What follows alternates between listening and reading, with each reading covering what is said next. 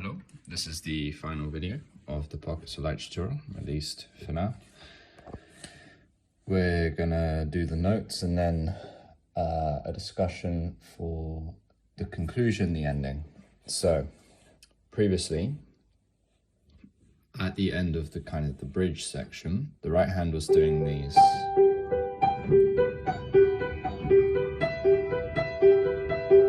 And then we finish in this pattern with the wrist, swinging to help you. We begin the ending phase here. So you just raise up your hand and let it fall kind of strongly into the new mode.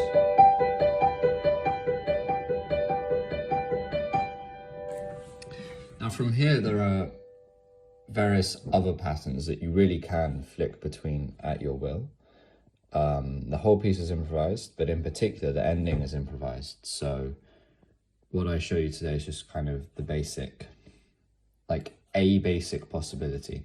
If you're good with improvisation and composition, you can take these themes and make the ending more complicated or last longer or whatever. I mean, if you listen to the real recordings, the ending is quite a bit longer and more varied than what I'll do here. So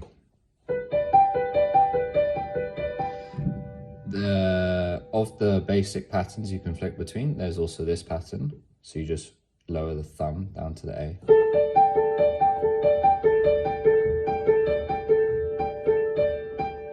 And then you just shift the index to the C.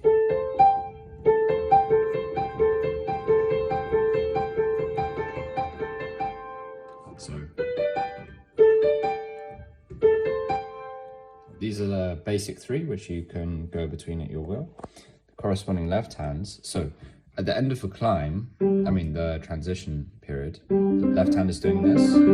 So when the right hand is doing this, the left hand is doing this. Now when we begin the G major upstairs, we do a G major downstairs in the left hand. So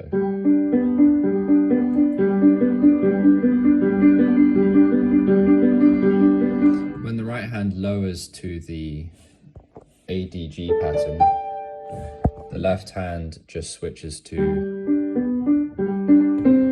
so it just shifts to the C here.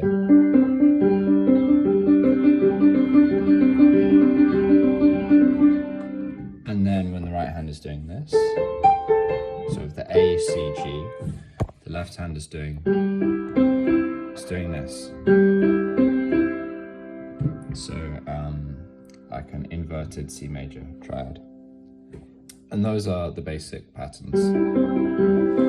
As always, the left hand and the right hand need to be in sync. Even though this is a 4-note pattern and this is a 3-note pattern, you need to be in control of that. And you just move between,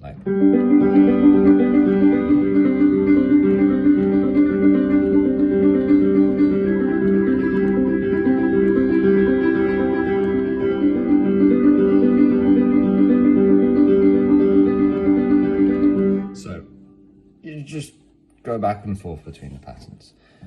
Then maybe as you near the end of the end, you introduce a new one. So the right hand is doing this. It's on an E minor. The left hand is doing this. So it's got this big octave stretch, except as always you don't want to actually stretch, you want to swing your wrist as much as you can.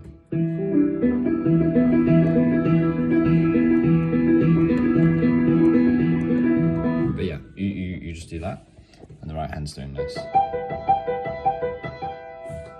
So you can drop down into this a few times. So I don't know, maybe I'm here.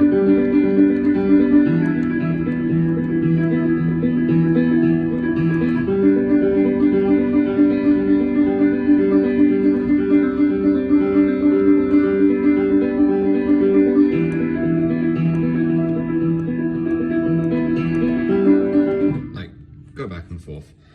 And maybe after you do this a few times, a new pattern becomes available.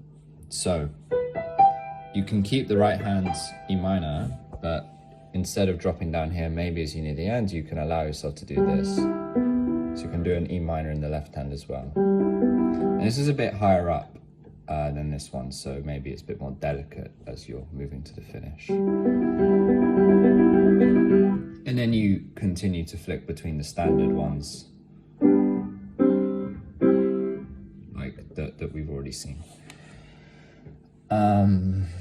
That's more or less it with regards to the notes, or at least the basic notes. You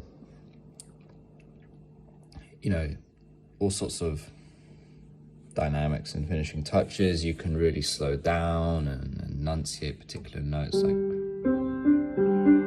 like go really slowly. You can, I don't know, you can do what you like.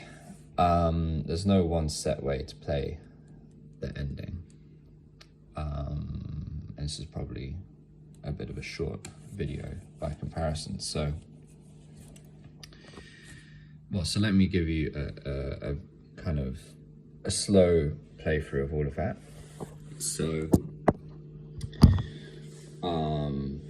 we are here at the end of the transition.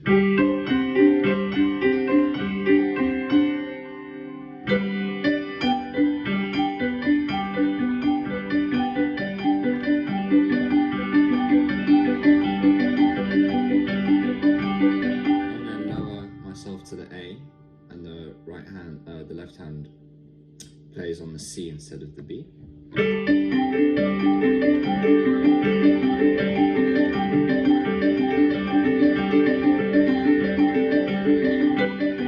the G major.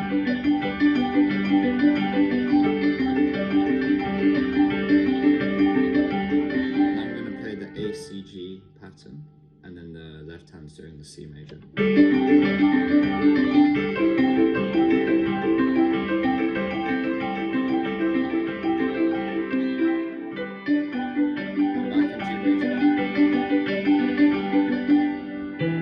To the E minor, where the left hand does this kind of low octave jump.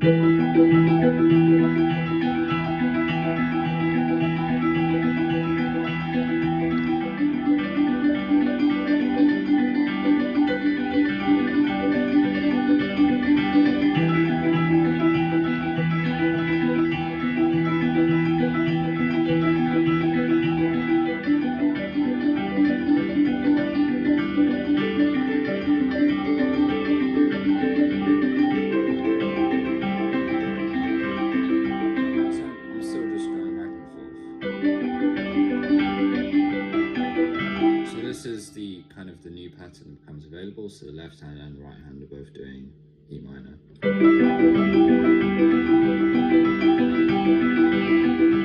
And maybe I'm a lot quieter here, more delicate, kind of moving to a slow stop.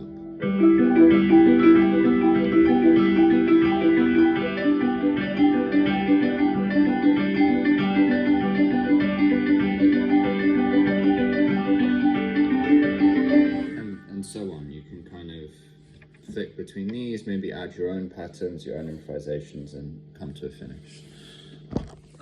There is certainly no set ending. With regards to technique, everything I've said in previous videos still applies with regards to hand posture. A particular place where that comes up is this left hand octave. You do not want to do this. Like, look at this thumb. It's screaming for help. It's very tense. My hands can sort of pull this off without much difficulty, but at speed, and I will be playing at speed in any real performance, this is very bad for me. So you need, as always, to try and switch. Now, maybe an exaggerated flip-flop is not natural for you and you can't really do it, but at least go for a rocking. So maybe decide to stay here and let yourself rock down to reach this. And don't let the pinky finger strike. Like, it should be strong, but it should be supported by the wrist. So you should be able to kind of come down onto it with the whole hands leaning into it.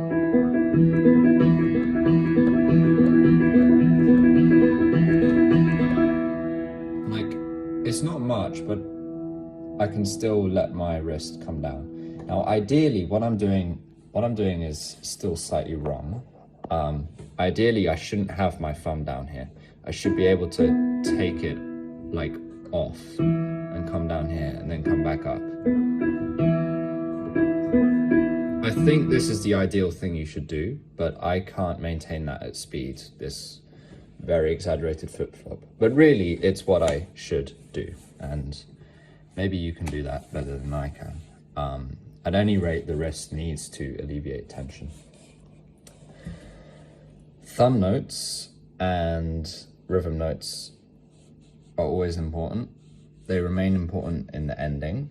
So the ending is another place where the piece gets its title, Pockets of Light. These kind of soft high-pitched melodies in the right hand, kind of singing clear. This is supported by maybe not regular, maybe irregular, maybe you make your own sub-rhythm. So that was not very coherent. But essentially, like, I don't know, in this pattern,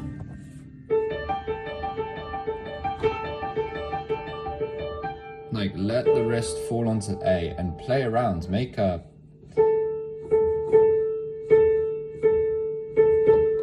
whatever rhythm you want on this A note, kind of as you feel it.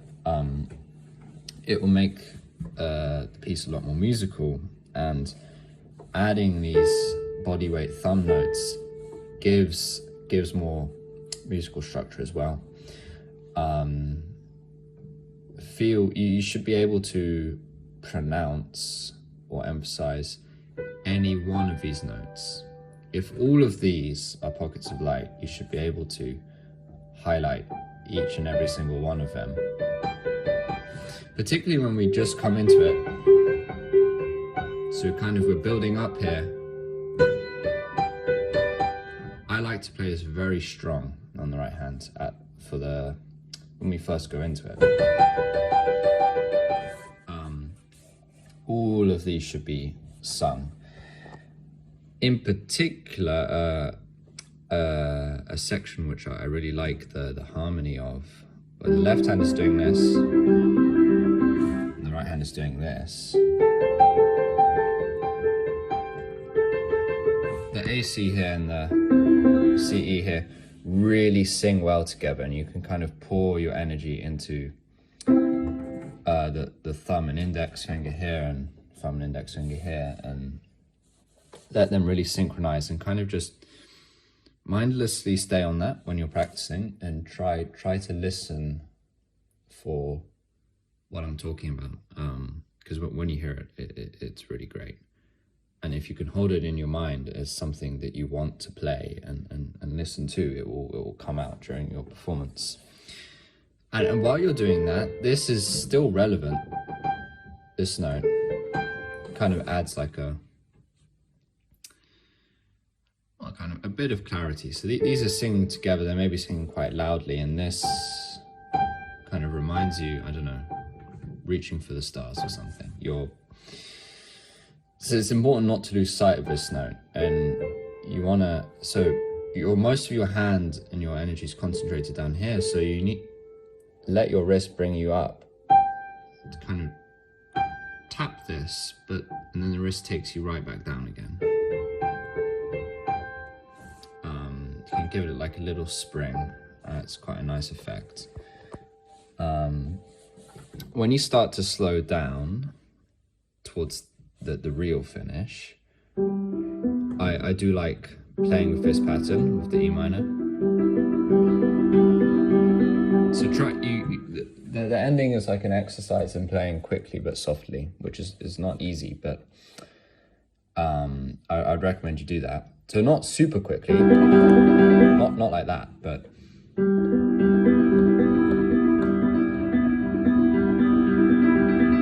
kind of like you're skimming the surface of water or something. You're there, but you're not being too violent with it.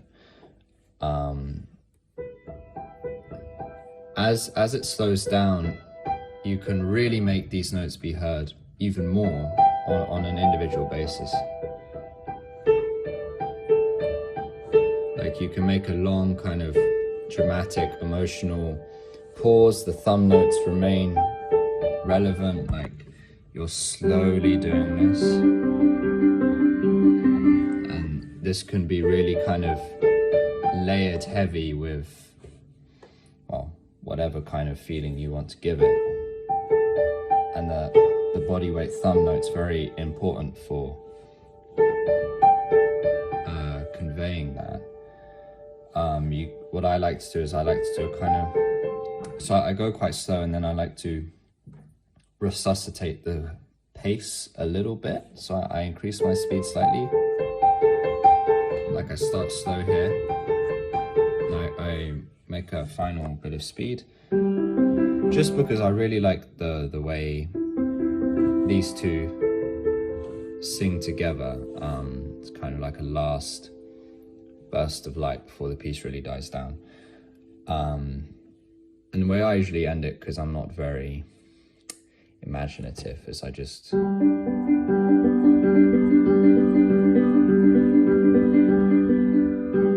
stop like that on the left hand, and then the right hand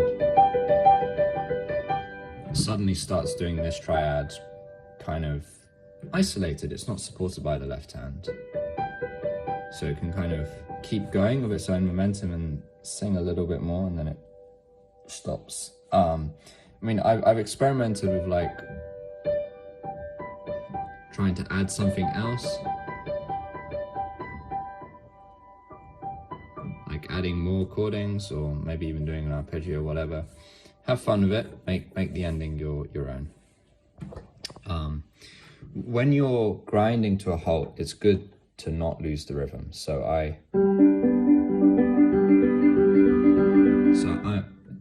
these notes are soft and I'm slowing down, but